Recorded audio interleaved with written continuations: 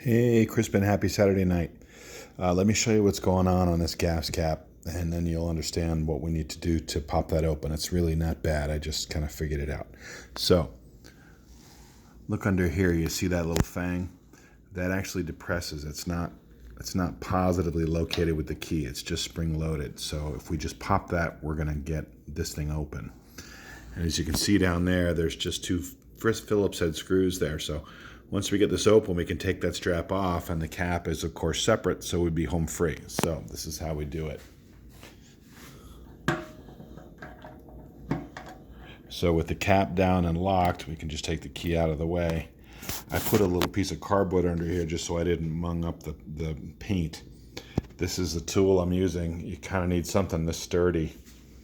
Just put it under here and just catch it under the front edge and just rock it. There we go, pop. And all we did was we depressed that little fang. Again, once it's up, take a crosshead screwdriver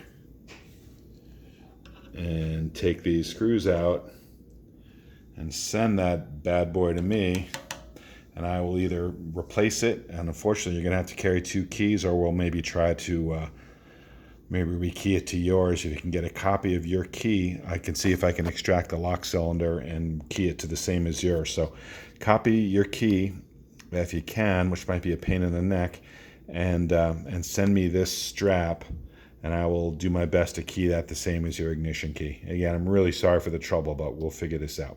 Thanks, man. Hope you have a great weekend.